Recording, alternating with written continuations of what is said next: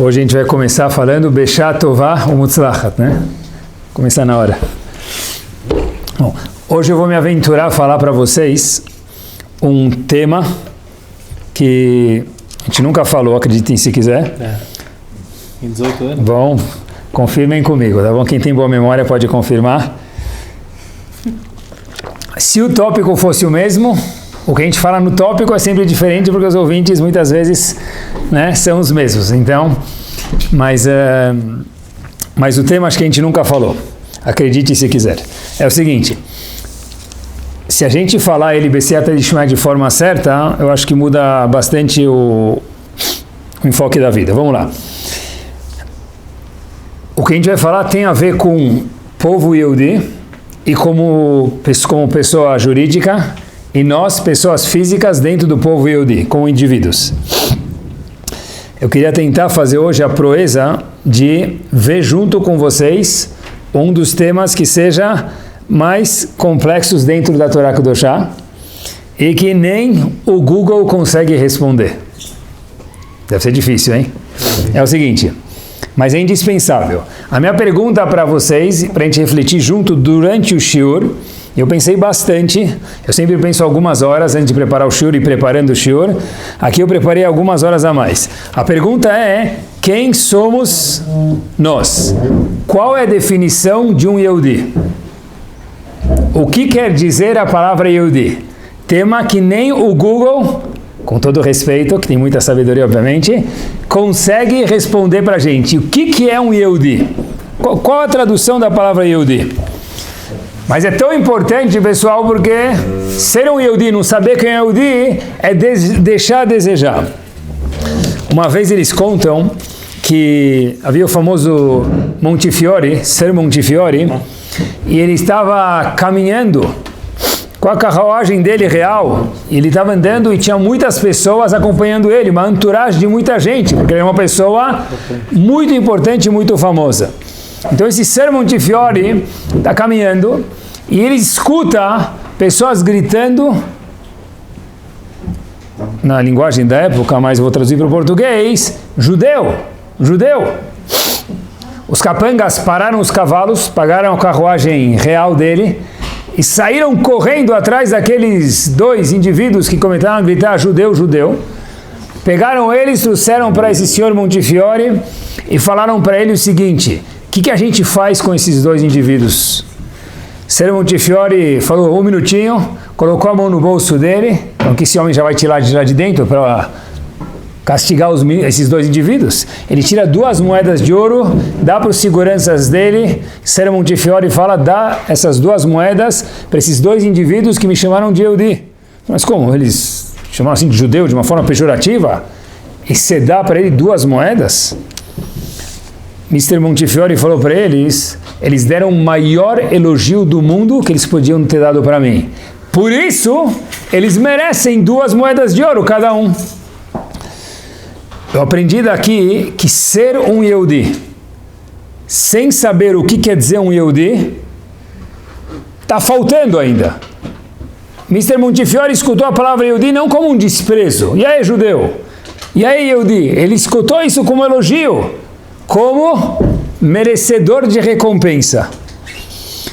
Por que é importante saber exatamente o que é um Yehudi, pessoal? Se alguém escutar, se alguém chegar para falar para você o seguinte: ô seu moi, não boi, ô seu moi, o que você diria para ele? Talvez alguns diriam, é a mãe. Moi é a mãe, né? Para ficar no nível, para não ser desrespeitoso. Eu justo procurei esse exemplo. Eu coloquei no Google Tradutor, isso o Google consegue sim fazer. Eu coloquei no Google Tradutor, como se fala lindo em holandês, depois vocês confirmem, moi. Então se alguém falar para você, ô seu moi, e você responder para ele, moi é sua mãe, fala, poxa vida, eu fui te elogiar, e se me responde dessa forma, ele nem vai entender a nossa resposta. Quando nós não sabemos a definição de uma palavra, ela pode soar nos nossos ouvidos como um palavrão, como algo derrogatório, como algo pejorativo. Se eu não sei o que é um Yehudi, e é difícil definir um Yehudi, mas a gente vai, Bezerra Hashem, conseguir hoje. Se eu não sei o que é um Yehudi, está faltando alguma coisa na minha essência muito profunda.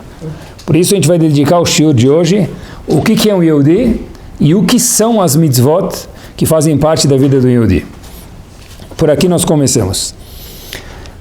O primeiro ponto que acho que vai ajudar a gente bastante a definir esses dois conceitos, o que é um Yehudi e o que são mitzvot, é que nós fomos chamados em algum momento, e até hoje a gente é chamado assim, nós somos parte de Benei Israel, filhos de Israel. Da onde vem esse nome? Todo mundo sabe que o terceiro dos patriarcas era chamado de Yaakov. Yaakov teve seu nome modificado para Israel. Quando a gente fala para qualquer Yehudi, em qualquer lugar do mundo, no século 21, você é parte de Benei Israel, ou seja, você é filho de quem, Habibi? De Yaakov, ou no português um pouco mais bonitinho, descendente de Yaakov Avinu. Agora, por que a gente não é chamado Benei Yaakov, é chamado Benei Israel? Porque o próprio Yaakov teve seu nome modificado de Yaakov para Israel. A Torá conta para a gente o que aconteceu para haver essa mudança de nome ou não conta? Então conta. A Torá conta para a gente o que aconteceu para o nome de Yaakov ter sido mudado de Yaakov para Israel. E a pergunta é o que aconteceu? Aconteceu o seguinte, Yaakov, que teve depois seu nome mudado para Israel, até hoje a gente é chamado de Benei Israel mais uma vez, ele estava fugindo de Esav. Por que ele está fugindo de Esav? Porque em algum momento, prestem atenção, Esav queria matar Yaakov, porque Yaakov pegou nos olhos de Esav. Para algum outro momento a gente deveria explicar isso, por que isso aconteceu, mas pegou, roubou nos olhos de Esav a primogenitura, a Bechorá, o direito de trabalhar no Beit HaMikdash e so on. Yaakov, quando escuta que Esav quer matar ele, o que ele faz? Foge. Para onde ele vai fugir? Nem tem para onde fugir. Então Rivka, a mãe de Yaakov, falou para ele, Habibi, se você quiser fugir do seu irmão Esav, vai para a casa do meu pai Lavan. Eu não sei onde ele estava mais protegido, tá? Não sei se era melhor ficar na casa de Lavan ou perto de Esav, mas tudo bem. Kibud Avaim, ele obedeceu a mãe dele Rivka, e Yaakov foi para a casa do pai de Rivka, ou avô de Yaakov. Ele chega lá, ele fica lá na casa de Betuel, Lavan, e ele fica lá, e aí de repente, depois de alguns anos, passaram-se muitos anos, ele entendeu que era hora dele ir embora da casa de Lavan e Betuel e enfrentar a vida. Então Esav, o que ele fez? Falou, agora eu já tenho 4 esposas, Yaakov já falou, eu já tenho 4 esposas, obrigado, eu já tenho filhos, então Yaakov falou, eu vou pegar minhas 4 esposas e meus filhos, e agora eu vou cuidar da minha jornada, chega de fugir de Esav. A Torá conta pra gente que ele escutou que Esav estava vindo com 400 homens. Naquela época, hoje 400 homens, uma gangue também é muito, mas naquela época era demais. Não se viam-se batalhas de 400 homens. E Yaakov falou, uau, Esav, depois de tantos anos quer vir me matar com 400 homens. Eu tenho meus filhos, minhas riquezas, minhas esposas. O que eu faço? Yaakov falou, e assim a Torá conta pra gente, dividiu. Deixou parte da família de um lado de um rio e parte da outra família do outro lado do rio. Qual foi a lógica racional dele? Diz a Torá Kedoshá. Se Esav pegar um dos acampamentos e aniquilar, vai sobrar o outro. Se ele pegar o outro, sobra um. Vamos dividir. Eles contam que as pessoas muito chiques não viajam todas na mesma família, no mesmo avião. Eles dividem um em cada avião. Se quiserem virar chique, o primeiro passo é dividir a família, tá bom? Então, eles dividem. Então, Yaakov falou, eu vou dividir. Vamos fazer metade aqui, metade lá. Nessa divisão, atenção agora, a Torá conta pra gente, e aqui foi esse momento crucial que transformou o nome de Yaakov para Israel, que até hoje nós somos chamados não de Benei Yaakov, mas Benei Israel. O que aconteceu? Veio um anjo lutar contra Yaakov. Assim conta a Torá pra gente. Termina a batalha, o anjo fala, knockout. Perdi! E aí Yaakov fala para ele, Habib, você perdeu, mas eu ganhei. Eu tenho um pedido para você. Ele falou, qual é o pedido? Ele falou, me dá uma brachá. O anjo falou, como assim? Ele falou, se você quer que eu te solte aqui do ringue, você precisa me dar uma brachá. O anjo falou, o seu nome a partir de agora, Yaakov, não é mais Yaakov, e sim se transformou para Benei Israel, quer dizer, Israel, e nós seremos Benei Israel, filhos de Israel. Acompanhem comigo. Por que a Torá contou para a gente por que mudou o nome de Yaakov para Israel? Fiquei pensando comigo mesmo, deve ser para a gente saber por que nós somos chamados de Benei Israel e não de Benei Yaakov.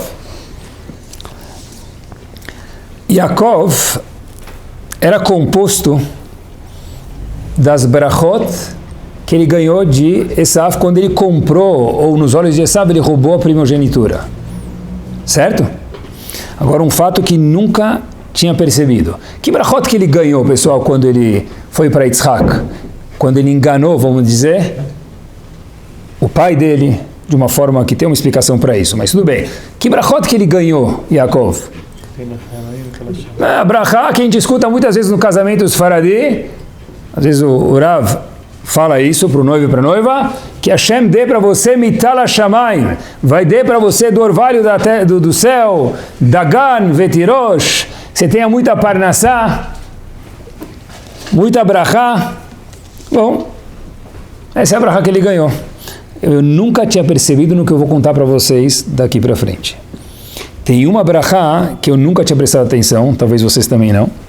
No fim de Parashat Toledot, Hashem fala para Yaakov, esse mesmo Yaakov que teve que fugir de Esav, que teve que se transformar, que brigou com o anjo para virar Israel, Hashem fala para ele, eu vou contar para vocês 2 psukim. Ve'el Shaddai varechecha, Deus vai te abençoar, Yaakov. E daí, ve'afrecha, ve'arbecha, você vai ser multiplicado, você vai ter descendentes até no Brasil, até no Rio de Janeiro, até na Austrália, até em Israel, até na Suíça, até em Bangkok. Onde tem máquina de Coca-Cola, tem Yehudi. Ve'aita likalamim, você vai ser uma grande congregação, Yaakov. E tem mais um verso que Yitzhak falou para ele, eu vou mostrar para vocês qual a peculiaridade disso. Lerishterá, eu vou cortar só falar um pedaço do verso, Lerishterá et eretz megorecha, e você vai herdar aquela terra que eu prometi para Avram Avinu, seu avô, que é a terra de Israel. O que tem de peculiar nessas 2 brachot, queridos, é o seguinte, essas 2 brachot, Yaakov ganhou quando o nome dele já era Israel. Ele ganhou como Yaakov e não como Esav. Acompanhem comigo. Aquela brachá que Yaakov ganhou da fartura material, ele ganhou como Esav. Como? Yaakov foi lá e se fingiu de Esav para ganhar as brachot. Essas últimas 2 brachot que eu falei para vocês, que você vai se multiplicar, você vai entrar em todos os lugares do mundo inteiro, 4 cantos do mundo, para a eternidade, que você vai herdar a terra de Israel, isso ele ganhou como Yaakov. Yitzhak falou, eu vou dar para você, Yaakov, sabendo que você, Yaakov, no fim de Parashat Toledot, psukim que passam desapercebidos, com o Yaakov. E depois, Yaakov virou Israel. Naquela história que eu contei para vocês, que ele brigou com o anjo. A Torá está contando para a gente que um Yehudi, de verdade, a definição de um Yehudi, parece frase de jogador de futebol, me permitam, mas já explicam, é ser um Yehudi. Óbvio que um Yehudi é ser um Yehudi, não é tão óbvio. Quando Yaakov se fingiu de Esav, ele ganhou uma brachá nível 4. Ganhou Parnassá, ganhou como um ser humano que precisa disso, como uma nação que precisa disso. Quando ele foi e Yitzhak, pai dele, falou, eu sei que você é Yaakov. Logo antes de falecer, depois de ter se passado por Esav, Hashem falou, pô, Yitzhak, melhor dizendo, disse para Yaakov, uau, agora sim eu vou te dar uma brachá, Habibi, como Yaakov, como futuro Israel, de que uma descendência que vai estar nos 4 cantos do mundo, e também você vai ganhar, Habibi, o quê? Aquela terra que eu prometi para Avram Avinu, que até então não havia recebido. Ou seja, todo o tempo que Yaakov ficava brincando de ser Esav, desde que ele saiu da barriga da mãe dele, o nome Yaakov já vem de Ekev, de calcanhar, porque ele ficava segurando o calcanhar de Esav. Vai lá saber, entre parênteses, tudo que é inteligente vem da Torá, ou dos provérbios árabes também, tá bom? Mas Preste atenção, quando alguém incomoda muito o outro, o que a gente fala em português? Ele fica pegando no meu pé. Da onde veio isso? Da Torá Kedoshá. O nome de Yaakov, olhem que master, é Ekev. Yaakov, Ekev, da onde vem isso? Porque Yaakov ficava pegando no pé de Esav. Ele falou, eu preciso ser Esav. Hashem falou para ele, tá bom, mas bingo.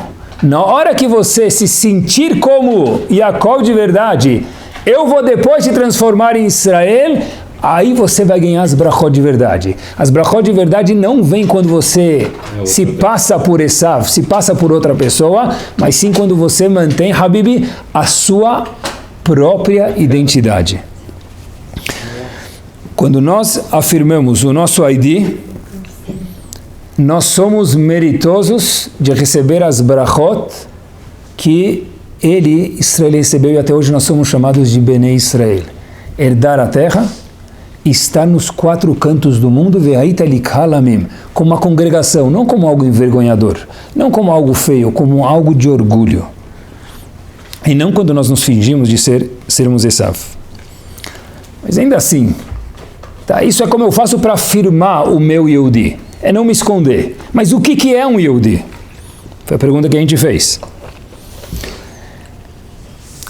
Olhem que interessante, eu vi uma observação, eu nunca tinha pensado nisso e aposto que vocês também não pensaram. Quando Hashem foi dar a Torá Kedoshá, o começo todo mundo sabe, é um Midrash, para todos os povos, ele primeiro ofereceu para muitos povos, até que depois chegou nos Yehudim. O que ele falou para cada um dos povos? Ele falou, olha, você quer a Torá? Eles perguntaram, olha, antes de eu assinar, deixa eu ver o que está escrito. Não dá para assinar um cheque em branco. Hashem falou, make sense. Então, para o povo que tinha no sangue deles a vontade de matar alguém, o que Hashem falou? O que está escrito na Torá? 10 mandamentos, não matarás. Eles falaram, a gente não quer isso. Vai contra a nossa essência. Para o povo que gostava muito de pegar coisa dos outros e roubar, perguntaram para Hashem o que está escrito na Torá. Hashem falou, não roubarás, Habibi. Eles falaram, é muito difícil, vai contra a nossa essência. Até que chegou para Bnei Israel, o que eles falaram? Já que é de graça, manda 2. Agora prestem atenção. Prestem atenção na observação que eu vou fazer para vocês. Olhem que observação top, pessoal. Um dos Rabanim tem uma Hassidut, foi um Talmid Chacham gigante maiusculamente. Tem uma Hassidut, eu não sei quanto grande ela é hoje, é ignorância minha, mas o Rav que fundou, o primeiro Rav de Sochachov, ele tem um livro chamado Avnei Nezer, um livro de Shelot e Tshuvot, e curiosidade também, ele tem um outro livro sobre Alachot Shabbat, chamado Iglei Tal. O Admor Misochachov é chamado Avnei Nezer, pelo nome do livro dele, vamos chamar ele assim, ele faz uma pergunta, por que Hashem falou para o povo que gostava de roubar, e perguntaram o que está escrito na Torá, o que ele respondeu? Não roubarás. Para quem gostava de matar, não matarás. Porque Hashem queria mostrar que a natureza da Torá é para, não é só para incomodar eles, é para mudar o nosso íntimo. Agora, quando o povo Yehudi recebeu a Torá, qual que é o contrário do íntimo do povo Yehudi? Olhem que pergunta bomba. A gente já passou 1000 vezes por esse Midrash e nunca pensou nisso. Perguntou o Admor Misochachov Avnei Nezer qual é o contrário de Yehudi. Porque o contrário daquela nação era roubar, Hashem falou não rouba. O da outra não matar, era matar, então Hashem falou não mata. Quando Hashem foi dar a Torá para os Yehudim, qual que é o oposto da gente? Olhem que bomba. Ele falou... O contrário de um Yehudi, com isso a gente aprende o que é a definição de Yehudi, é limites. Fato é, olhem que espetacular, fato é que quando os Yehudim chegaram no Har Sinai, olhem que bomba, Hashem falou algumas vezes, não encosta na montanha, não encosta na montanha, Dechna, já falou 1, 2, 3 vezes. Moshe Rabbeinu só podia subir na montanha no Har Sinai. Por que Hashem repetiu tantas vezes não encosta na montanha? Veigbalta etahar. Faz uma cerca, faz um gvul, um limite, uma fronteira em volta do Har Sinai, para você não encostar no Har Sinai. Diz o Avnei Nezer, porque já que o limite, já que o íntimo do Yehudi é ser expansivo, ser ilimitado, então Hashem falou para eles, Veigbalta etahar. Faz um limite. Esse é o oposto do Yehudi. Igual que a outra nação era roubar, era matar, o oposto do Yehudi, olhem que pérola, é ser ilimitado. Esse é o Yehudi, o oposto é ser limitado. A maior prova do mundo qual que é? Coloca um Yehudi numa fila. Não vai rolar. O Yehudi, ele é ilimitado, ele não consegue ficar parado numa fila. Mas é 1 minuto. Não interessa, deve ter outro jeito para chegar lá na frente. Aí ele fica com dor nas costas, tá grávido, somar a minha idade com a da minha bisavó, vai passar dos 70, vai achar algum jeito.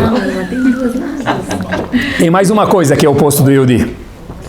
Pagar overweight sobre as malas. O cara pode ter ido de primeira classe, gasto $2.000, $3.000 na passagem, mas não vai pagar aqueles $100 a mais por aqueles 20 pounds que ele levou, que ele está comprando todo o supermercado kasher da onde que ele tenha vindo, né? O contrário do Yehudi, queridos, é limite. Porque o Yehudi, ele é ilimitado, ele é expansivo. Assim a gente aprende do Admor Misohachov. O Yehudi define o conceito chamado Nitzchiut, Netzach, eternidade. Eternidade e ilimitado é a mesma coisa. Quando a gente pensa em ilimitado, é só 4G ilimitado. Mas o Yehudi é muito mais do que isso. O Yehudi, ele é um povo não limitado, Nitzchi, eterno. Olhem só o que isso quer dizer. Olhem só o que quer dizer ser ilimitado. Tem uma Gemara que eu nunca tinha entendido antes de preparar esse shiur. A Gemara fala pra gente no Tratado de Sanedrin, na página 96a, um Gemara que tem inúmeras páginas nesse capítulo, último capítulo, que fala sobre algumas agadotes, algumas partes, vamos dizer assim, alegóricas, sem desmerecer nenhuma linha daquela Gemara. E uma das histórias que a Gemara conta pra gente é que o homem que destruiu o primeiro dos templos, o primeiro Beit HaMikdash, é chamado Nebuchadnezzar. Nebuchadnezzar pergunta a Gemara que mérito que ele teve para ter essa pompa toda. Ele decidiu usar para o mal. Mas que mérito ele teve para ir subjugar Bnei Israel? Ele destruiu o primeiro templo. Ele ficou famoso. A Gemara conta algo, e eu nunca entendi isso. A Gemara conta para a gente o seguinte, que havia um general na época lá, um Mr. Top lá, do exército, chamado Baladan. Baladan saiu de férias, estava no hammam, não estava lá no escritório. Estava fora. E a nação de Nebuchadnezzar decidiu escrever uma carta para Hizkiyahu. Eles falaram que Hizkiyahu é uma pessoa muito importante. Agora conta como eles descobriram que esse Yehudi, Hizkiyahu, é importante. Então queriam mandar uma carta para eles. Então o secretário lá, o chefe Baladan não estava. Então Nebuchadnezzar, que estava no poder naqueles momentos, quando escreveram a carta. Então mandaram o escriba escrever. O que estava escrito na carta? O escriba saiu com um cavalo para entregar essa carta para Hizkiyahu, e na carta que Nebuchadnezzar e sua nação estavam mandando para Hizkiyahu estava escrito o seguinte, diz o Talmud: Shalom Aleichem, você Hizkiyahu Amelech, o rei, e Shalom Aleichem para Hashem. Quando Nebuchadnezzar, o mega rachá, escutou, falou, o que vocês mandaram nessa carta? Quando Nebuchadnezzar escutou isso, o que ele falou? Ele falou, o que vocês mandaram na carta? Shalom Aleichem para Hizkiyahu, o rei judaico. E depois para Hashem? Tem que falar primeiro para Hashem e depois para Hizkiyahu. Aí eles falaram para ele, tá bom, o que você quer que a gente faça? Ele falou, para o cavaleiro, vai pegar a carta de volta. Eles falaram, Habibi, você que teve a ideia, por favor, resolva sozinho a parada. A Gemara fala, queridos, que Hizkiyahu, que Nebuchadnezzar, melhor dizendo, deu 4 passos, e no Agirsá, numa outra edição da Gemara do lado, está corrigido que ele deu 3 passos. Quer dizer, a opinião mais Mahmir falou que ele deu 4 passos, a menos Mahmir que ele deu 3. Whichever way would be, 3 ou 4 passos, não faz muita diferença para a gente. Pergunta a Gemara, e aí? A Gemara fala, uau, você não sabe. Veio o anjo Gabriel, parou Nebuchadnezzar, puxou a ABS, puf, parou Nebuchadnezzar, depois de ele ter dado 3 ou 4 passos, 4 passos, e aí a Gemara fala, se Gabriel, o anjo, não tivesse vindo segurar Nebuchadnezzar, de corrigir aquela carta, o povo judeu não teria mais vivência, possibilidade de continuar vivo. Diz a Gemara, Amar Rabi Yochanan, Ilmale ba Gabriel, se não tivesse vindo o anjo Gabriel, e feito com que Nebuchadnezzar não desse mais passos ao encontro do mensageiro para consertar a carta em prol do kavod de Hashem, para mudar a ordem, falar primeiro para Hashem Oi e depois para o rei Hiskiau, Lo hayat takana lesonem shel Israel, os Yehudim nunca mais teriam nenhum conserto, não tinha mais solução. Rashi diz, Shehayas harom merubeh, o mérito dele ia ser tão grande de Nebuchadnezzar, ve'yarishut leabed sheriteno, ele ia destruir os Yehudim por completo, contra a promessa que Hashem fez para Yaakov, que o povo nunca ia ser destruído por completo. Eu nunca entendi essa Gemara. Habibi, 3 passos, 4 passos. Hoje em dia, se não fosse o nosso famoso Apple Watch, ou whichever watch que fosse, que conta quantos passos você deu, quem pensou alguma vez na vida dele quantos passos ele deu? Se eu perguntar para vocês o mesmo caminho que a gente faz todos os dias daqui para a garagem, quantos passos tem? É que pergunta inútil você me faz, sabe? Não sei lá, 20 passos, 70 passos, o que muda? Então o que muda 3 ou 4 passos? Se você desse mais um passo, disse Gabriel, e o anjo não parasse, anjo Gabriel parasse, ia destruir todo o Bnei Israel. Eu nunca entendi essa Gemara. Ele não tinha respeito? Ele não tinha... Tinha. Então, qual era o objetivo dele destruir o Bnei Israel? Kavod. Só? Uhum. Só? Quantas coisas eu faço por Kavod. Então, voltamos. Qual que é a lógica de 3 ou 4 passos ter dado esse mérito para ele? Eu acho que essa é a resposta. Se a definição de Bnei Israel é Netzach, é eternidade, é não ser limitado, o que nos faz ser Bnei Israel são o quê? As mitzvot. Essa Gemara vai ensinar para a gente algo monstruoso. Vejamos só qual o mérito de uma mitzvah. Para um não Yehudi, que estava indo destruir o povo, que tinha intenções ruins, o mínimo mérito que fosse compatível por 3 ou 4 passos que ele foi, o que Hashem falou? Pelo menos tem que dar para ele um poder total. Menos do que isso não existe. É que nem alguém chega com uma nota de $100. Ele vai na casa de câmbio. Por menor que seja o câmbio, não posso dar para ele R$50.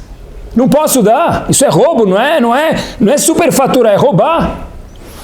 O câmbio de uma mitzvah, não é nem mitzvah, 3 passos para corrigir o louvor de Akadosh Baruch Hu na carta, qual que é? Dar para ele poder de reinado.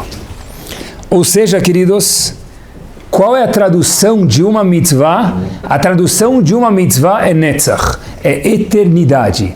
O pagamento por 3 passos de uma mitzvah, qual que é? Poder total. Poder total quer dizer, você vai ter poder total. Você escolheu Nebuchadnezzar usar isso para destruir o povo. Se desse mais um passo, você ia conseguir destruir o povo inteiro, não ia sobrar nunca ninguém. O que quer dizer eternidade, queridos? Rav Chaim Volozhin tem um exemplo que todo Yehudi precisa saber. Antes do Havanagila. Esse exemplo todo mundo precisa saber. Rav Chaim Volozhin fala, o que quer dizer eternidade? Aquele peixinho deitado. Matematicamente falando. Chaim Volozhin fala o seguinte, se a gente fosse pegar uma sala desse tamanho e viesse um passarinho e colocasse um grão de arroz com o bico dele a cada 70 anos, quanto tempo demoraria para encher essa sala de arroz? Uma eternidade. Diz Rav Chaim Volozhin, mentira que é uma eternidade. Isso ainda é menos do que uma eternidade, porque uma eternidade é infinito, isso é muito tempo. O sahar, o mérito de uma mitzvah é eterno. 3 passos, a gente falou, eu preciso dar o mundo para esse homem, Nebuchadnezzar. O mundo eu preciso dar para ele. Essa é a menor tabela de conversão que eu tenho aqui em cima. O câmbio de uma mitzvah é isso. Mas quanto vale uma mitzvah? Uma mitzvah é eternidade, porque Bnei Israel, a tradução no Google certa de Bnei Israel, não é assim que ele traduz, eu procurei, é o povo eterno, assim deveria ser. E a novidade que vem aqui, não é de 1 milhão, mas de $1 bilhão, é a seguinte, pessoal. A primeira Mishnah do 3º capítulo de Pirkei Avot, Ética dos Pais. A mesma Mishnah que a gente já leu, talvez se eu parar no meio, alguns até vão terminar sozinho. Olhem só que observação preciosa. Diz a Mishnah para a gente, olha, Habibi, homem ou mulher, jovem ou velho, nunca esqueça de uma coisa, por favor, diz o Tana. Saiba me'ain bata. Da onde você veio. O le'ana ta'olech, para onde você vai ir. Olha o macro da sua vida. Velifnei miata atid litendin vecheshbon. E lembra perante quem, Habibi, você vai dar contas no futuro, depois de 120 anos. Quer dizer, saiba viver a vida num prisma correto. Lembra de onde você veio, para onde você vai. Lembra quem você é antes de fazer alguma decisão. Eu já tinha visto essa Mishnah algumas vezes, como todos vocês, mas olhem só que observação. Dea mi'ain bata. Veja da onde. O que é mi'ain bata? Da onde você veio. O le'an ataolech, para onde você vai. Velifnei miatai, para quem você vai dar conta. Habibi, o sujeito aqui, você, foi repetido 3 vezes. Podia falar, lembre da onde você veio, para onde vai e perante quem vai dar contas. Óbvio que o sujeito oculto é sempre você. Porque a Mishnah em Pirkei Avot repetiu você 3 vezes. Daqui, Chachamim aprendem uma coisa que tem que ser inesquecível para todos nós. Você, e lembrem disso, e sobre isso não tem discussão, talvez a gente não conhecia, mas não tem discussão na nossa literatura sobre isso, é o seguinte, a Neshama que nós deixamos no Olam Hazeh é a mesma Neshama que vai nos encontrar lá, ela não muda. Volto a repetir, Me'ain bata, da onde você e eu de nós viemos. O le'an ata, esse mesmo ata, essa mesma neshama vai chegar lá. Velifnei mi ata, e esse mesmo ata, esse mesmo você, o nós, a nossa neshama, queridos, vai prestar contas perante Hashem. No Olam Abba não existe neshamot que trocam. Eu não ia contar isso para vocês, mas me veio à cabeça, eu vou contar. Eu não gosto de contar essas histórias, mas acho que no caso aqui é pertinente. Uma vez em Ponovitch, houve um dibuk, independente do que é isso, alguma alma que voltou, alguma coisa assim, e estava esse dibuk, um dibuk é uma neshama que veio lá de cima, e no meio do que o dibuk estava conversando, Rav Shach estava lá, Zichron Libraha, o dibuk começou a falar palavrão. As pessoas lá presentes falaram, como pode ser? Uma neshama que veio lá de cima, que está no Shamayim, como que é capaz de falar um palavrão? Aqui na Terra, a palavrão é algo gravíssimo, a Gemara diz, é pior do que uma verá. Como que é possível que um dibuk que está no Shamayim fala um palavrão? Rav Shach não entendi a pergunta. Vocês achavam que a neshama da pessoa, falou Rav Shach para os alunos, muda? A mesma neshama que saiu daqui, chega lá e fica lá, não muda. Sério? Uma pessoa que fala palavrão aqui, vai falar lá, diz Rav Shach, sim! Da me'ain bata, le'ain mi'ata, olech lifnei mi'ata, é o mesmo atá. Esse atá eterno, no momento que ele compõe um Yehudi, esse Yehudi, queridos, nunca mais muda. Depois que saiu o resultado da Mega Sena, Nishkaina Chochma, como se fala em árabe, e na lojinha, a caixa econômica lá, eu falo, eu quero jogar nesses 6 números. Já foi o resultado. Depois dos 120 anos muito bem vividos, Bezrat Hashem, não existe mais a Neshama mudar. Aí eu pensou enganado. Nitzchiut é para a eternidade. O que é para a eternidade? A Neshama que nós deixamos, ela fica forever, para sempre do jeito que ela foi embora aqui nos 120 anos. O que tem é uma adaptação para viver lá em cima, mas é a mesma Neshama, com a mesma finesse. Se uma Neshama saiu daqui 3 estrelas, ela chegará lá 3 estrelas. Não dá para comprar milhas lá em cima, nem upgrade. Aqui na loja de viagens dá, com o agente de turismo consegue, mas não existe upgrade lá em cima depois que já chegou lá. O fato de estar lá em cima não muda. Isso é a parte, quer dizer, o Yehudi, olha que interessante, uma mitzvah, quando a gente faz uma mitzvah, pessoal, a gente devia pular de alegria. Tem que pular, então a gente quer pular agora, de verdade. Mas do mundo está no Torá. De verdade. Pensando agora, a mesa do Yehudi é chamada um shulchan. Por que não pode sentar na mesa? Porque shulchan é igual ao mizbeach. Mizbeach? Que korban que eu coloco na minha mesa? Depende. Se a minha mesa é uma mesa de Shabbat, se a mesa é como o kasher que eu faço brachot, é um mizbeach. Sério? É um mizbeach. A mesa, ela é eterna. Tinha um senhor em Vilna, que ele pediu para ser enterrado, queridos, usando a mesa dele como o estacionamento final dele lá embaixo.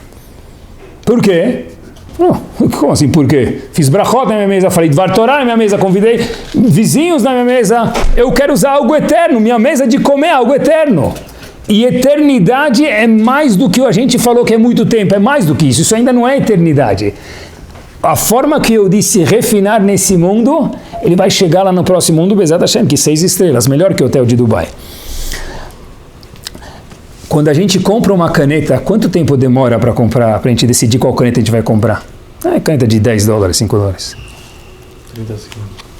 30 segundos, quem é mais caprichoso vai demorar 2 minutos. Tá bom? Quando a gente vai comprar um óculos, quanto tempo demora? Opa! Aí já vê, uma vendedora não é suficiente, pergunta para outro palpite da outra, o que você achou desse? Tira foto, manda para a esposa, para o marido, para o vizinho, para a vizinha, o que você achou? Tá grande, tá pequeno, tá style, tá século 21, tá demodé? Tá bom, já demora talvez 1, 2 dias. Quando a mulher vai comprar um vestido, demora mais tempo ou menos tempo? Menos que vai comprar alguns, mas tudo bem. Mas, então, vocês pegaram a ideia, né? Quanto mais tempo a gente vai usar, eu já estou com supervisão, não posso falar muita coisa. Quanto mais tempo a gente vai usar, querido, usar algo, a gente pensa mais sobre isso. Tenta imaginar comigo, eu vi um exemplo muito interessante, eu escutei esse exemplo. Tenta imaginar se Hashem desse para a gente a oportunidade no bar mitzvah ou bat mitzvah, não só receber a maioridade, receber um nariz. A pessoa começa respirando por qualquer jeito. Quando chega no bar mitzvah, no bat mitzvah, ele precisa escolher um nariz. Ele vai na loja de narizes, vai na Amazon.com, ele procura lá nose, ele pode escolher um nariz para usar nos próximos 120 anos da vida dele. Tá bom? Quanto tempo a gente ia demorar para escolher um nariz? Mais claro, menos claro? Em vez de fazer depois a operação para levantar, para baixar, Sfaradi, Ashkenazi, menor, maior, vai demorar, quanto tempo vai demorar para escolher um nariz que vai usar nos próximos 107 anos de vida, até chegar aos 120? Ou vai ficar alguns meses para escolher o nariz, né? Agora a pergunta é o seguinte, quanto tempo a gente deveria gastar para escolher como a gente se comporta com a Torá Kedoshá e com as mitzvot? Porque o nariz vai ter os 120, a Neshama da pessoa, queridos, vai para a eternidade. Um Amen Yeheshemerabá, o que vale? É impossível quantificar. Se 3 passos de Nebuchadnezzar deram para ele o kavod que ele mereceu, Hashem falou, esse é o mínimo que eu posso dar para ele, quanto vale um Amen Yeheshemerabá? Quanto vale uma mulher acender vela de Shabbat? Quanto vale eu fazer uma brachá? Quanto vale eu subir de escada no Shabbat? É mais fácil subir de elevador, mas eu subir de escada, porque subir de elevador que não seja de Shabbat é proibido. Isso é eternidade. Eu estou trocando peanuts por eternidade. E esse atá fica para sempre. O Chazon Ish, as cartas do Chazon Ish são difíceis, o hebraico é muito difícil. Eu estava em Atibaia em Pesach e estava fazendo ginástica com o meu genro.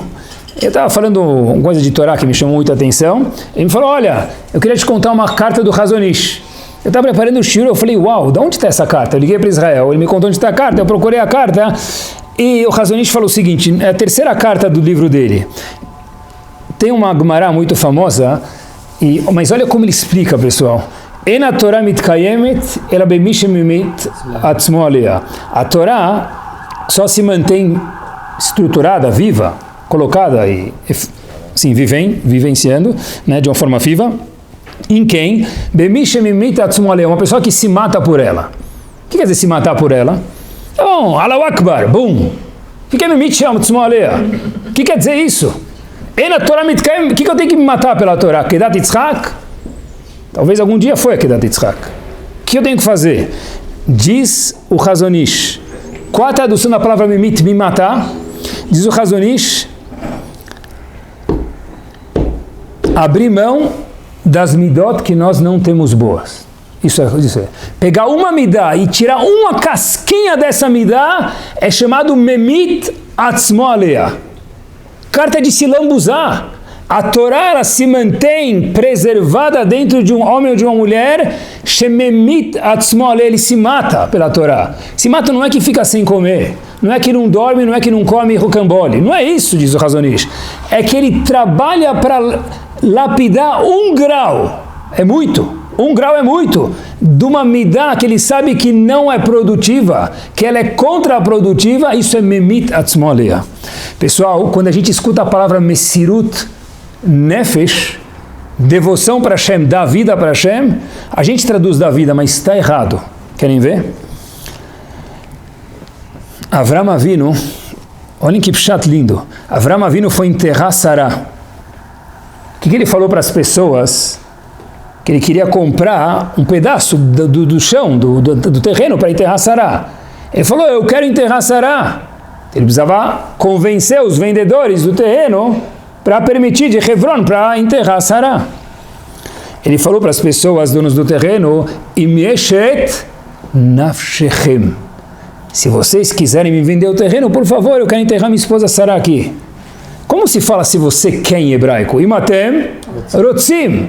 Assim nós falamos. Como a Torá fala, Imyeshet nafshechem. Nafshechem é se você quer, essa é a tradução. Sim, é verdade. Rashi traduz retzonechem. Ou seja, nefesh e ratzon são sinônimos. Concordam? Mesirut nefesh. O que quer dizer isso, queridos? Abrir mão da minha vontade às vezes. Isso é mesirut nefesh. É isso que o Razonish falou. Mesirut nefesh não é pular na fogueira. Mesirut nefesh não é ficar sem jejuar mais 1 hora em Yom Kippur. Ignorância. Mesirut nefesh é abrir mão da minha vontade. Rashi traduz a palavra nafshechem como ratzon, vontade. Então mesirut nefesh é abrir mão do meu ratzon. Meu ratzon é a minha vontade. É isso mesmo.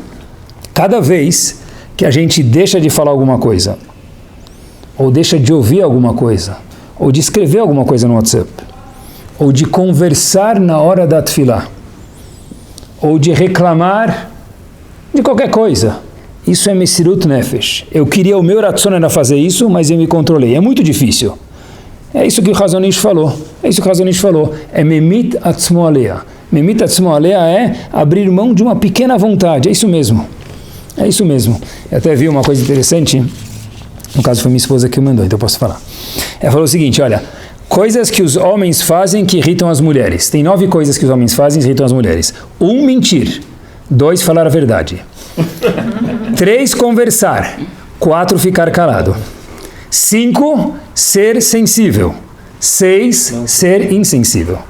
7, demonstrar sentimentos. 8, não demonstrar sentimentos. E por último, 9, respirar. O que você fizer, Habibi, vai ser pego. O que você fizer, você vai ser pego. Tá certo? É difícil, mas isso é memit atzmo alea. E as mulheres para os maridos também, tá bom? Mas é memit atzmo alea, é isso mesmo. E esse íntimo que nós trabalhamos, é esse íntimo que nós vamos, Bezat Hashem, levar para o resto da eternidade, que nunca mais vai mudar. Esse é o íntimo que vai ficar para o resto da eternidade do mundo, no Olam Abba, se Deus quiser. Esse é o nosso eu. Eles até contam que uma vez um jovem estava fazendo uma prova na classe e, obviamente, que o professor falou, não vou poder cuidar da prova, vou mandar um substitutivo lá para cuidar. Um substituto para cuidar. Então, todo mundo estava pronto, né? Falou, essa é a melhor hora, né? Será que ele vai ser dos bons ou dos maus? Os bons é que vira Hafle. Todo mundo faz a prova em conjunto, bate palminha e dá para ele, finge que não viu nada. E o difícil é aquele que a gente não consegue fazer nada. E aquele homem lá era muito difícil, não deixava fazer nada. Não deixava colar, não deixava fazer nada. Tá bom? Ele falou, vocês têm aí 40 minutos para fazer a prova. Passou 40 minutos, 45 minutos, 50 minutos. Ele falou, não vou receber mais a prova de ninguém. Não vou receber a prova de ninguém. Eles...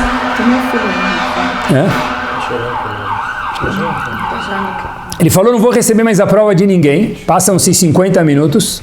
O menino continua fazendo a prova lá de boa, tranquilo, super alegre, feliz. E aí, depois de 50 minutos, esse menino, o que ele vai? Ele vai lá e ele entrega, ele vai colocar a prova ao professor. O professor fala para ele, professor substituto, que não conhecia ninguém, falou, eu não vou receber a prova. Eu falei para você que depois de 40 minutos eu não recebo mais. Ele fala, você sim vai receber. Ele falou, não vai receber. Ele falou, sabe quem sou eu? Aí o professor fala, não sei. Ele falou, sabe quem é meu pai? Aí o professor fala, não sei, não estou nem aí. E meu avô, você sabe quem é?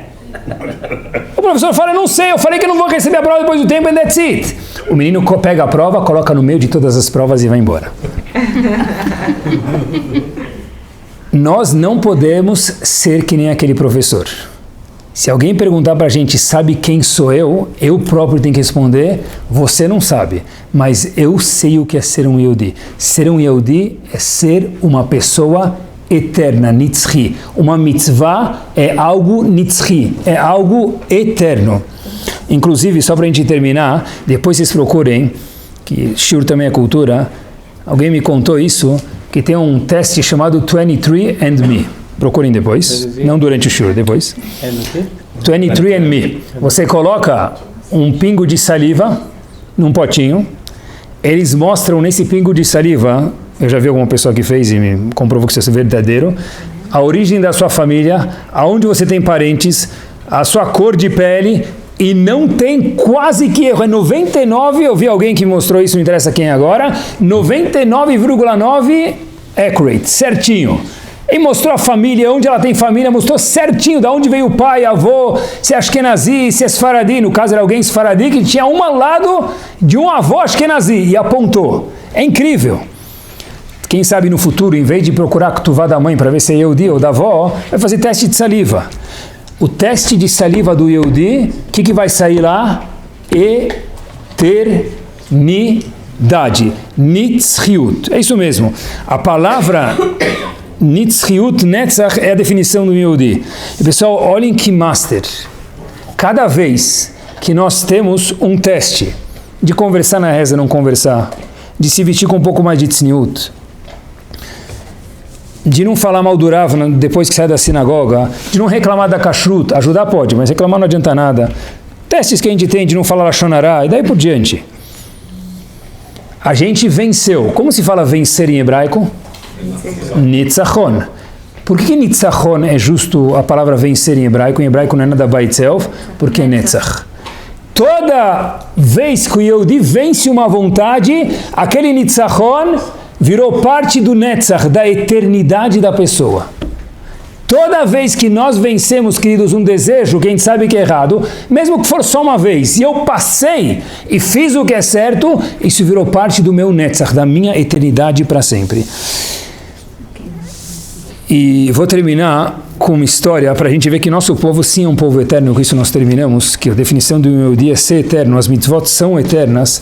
Faz diferença saber isso quando a gente tem um teste na nossa frente. Quando a gente erra no teste, tudo bem, mas o próximo não erra de novo porque está trocando uma carne, um olhar, uma palavra, uma escuta por algo eterno, um prazer momentâneo por algo que é eterno. E eternidade é muito mais do que a gente imagina. Pessoal, escutem só essa história antiga, momento antigo, mas que a gente não conhecia. Essa história saiu na revista Mishpachá americana em agosto de 2005, 15 de agosto de 2005. O que aconteceu? 15 de agosto de 2005, famosa história de Gush Katif, nós conhecemos.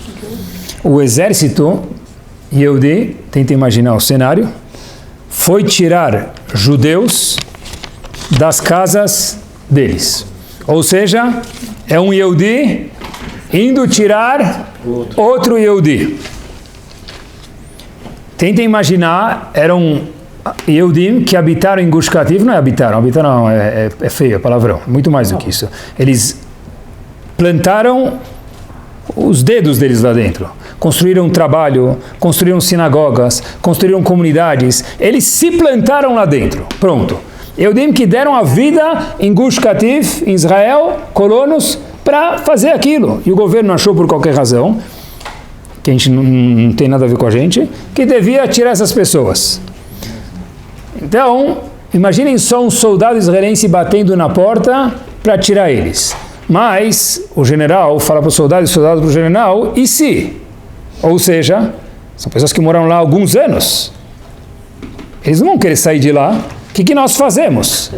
Então diz o general, olha, Habib, se não tiver outro jeito, usa a força.